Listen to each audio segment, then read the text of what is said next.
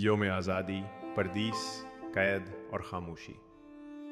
آج کے دن گلیوں میں سبز جھنڈے پھر لہرا رہے ہیں، لیکن جن ہاتھوں نے کبھی آٹے سے جھنڈیاں چپکائی تھیں وہ ہاتھ اب پردیس کی مشقت میں سفیدی اوڑھ چکے ہیں۔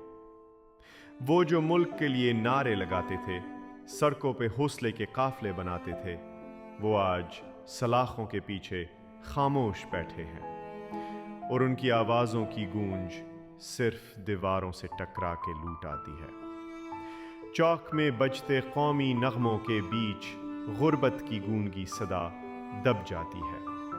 بازار میں سبز اور سفید کپڑے بکتے ہیں، مگر سفید آٹے کی قیمت ماں کی آنکھوں سے نکلنے والے آنسوؤں سے زیادہ ہے۔ قرض کے کاغذ پہ دستخط کرتے ہوئے ہم سوچتے ہیں، کیا یہ بھی آزادی ہے؟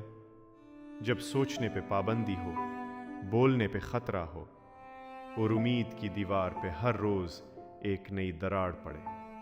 پردیس میں بیٹھا وہ شخص جس نے کبھی اسکول میں آزادی کا ترانہ بلند آواز میں پڑھا تھا، اب ویڈیو کال پہ بس اتنا کہتا ہے، یہاں وقت اچھا ہے، بس وطن کی یاد آتی ہے۔ یوم آزادی ہے آج، لیکن کچھ دل قید ہیں، کچھ ہاتھ خالی، کچھ زبانیں بند، اور سبز پرچم کے نیچے سوال اب بھی لہرا رہے ہیں۔